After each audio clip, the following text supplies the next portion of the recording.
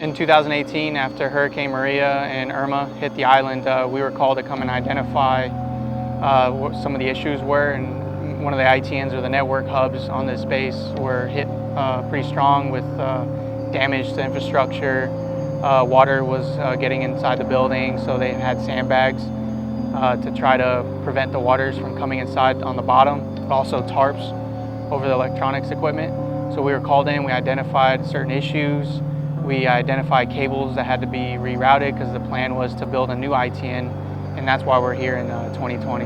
The reason for the move is because Hangar 1 has been around probably since the post-World War II days. It's our old aircraft hangar, which was damaged during Hurricane Maria.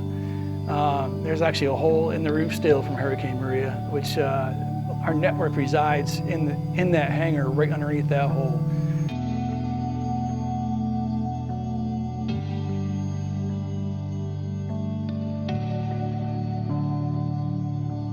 A couple years back, we came down to Puerto Rico after the hurricanes had hit, and we went around the base. We looked at some of the infrastructure they had here, saw there was some needs, some upgrades that needed to happen. Obviously, one of the main things was one of the main comm hubs took the biggest hit, one of their buildings, and so in an effort to upgrade their networks and upgrade their infrastructure, over 2 years, we planned out a project, worked with the Puerto Ricans, came down and started moving that over to a new building that'll hold up a lot better and that houses all the new equipment. When I first got here back in August of 2019, that was one of the first things I heard about, was having to shut our network down every time it rained hard, because our folks were fearful of getting communications, all the equipment wet, which can cause any kind of a dangerous situation.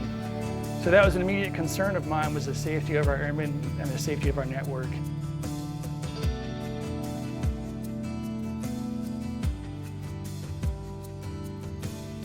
So after collecting all the data in 2018, the comm squadron identified the needs for those issues to be fixed. So they went through us as an E&I unit, and we came in, and our processes were going inside maintenance holes, rerouting cables, which is copper fiber, moving around certain equipment, and building up inside the building 5, all the infrastructure that's going to be connecting the cables and all the racks as well.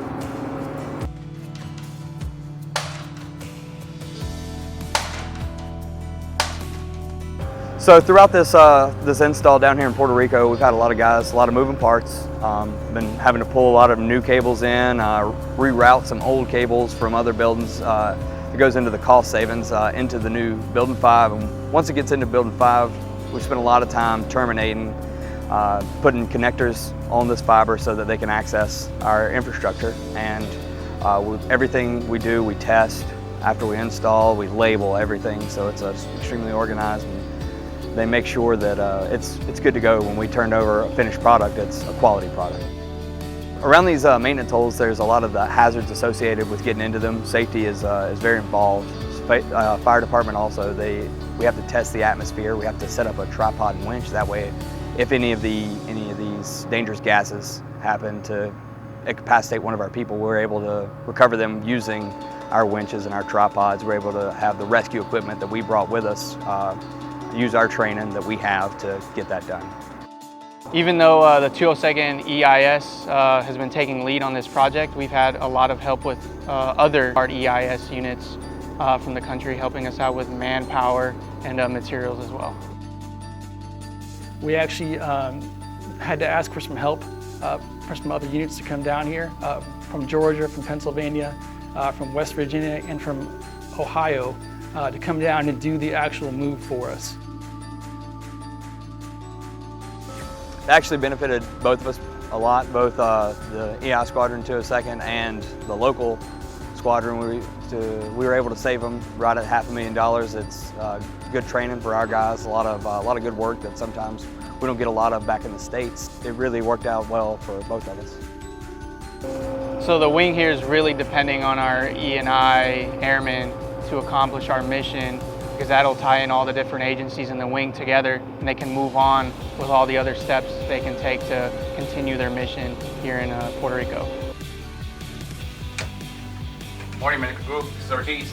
As far as the E&I community goes, you know, I don't know too much about the E&I community, but I do know that it's a very special trait that when it's needed, I'm glad that I can reach out and phone a friend and get you guys down here, because we simply could not do this project without the E&I community.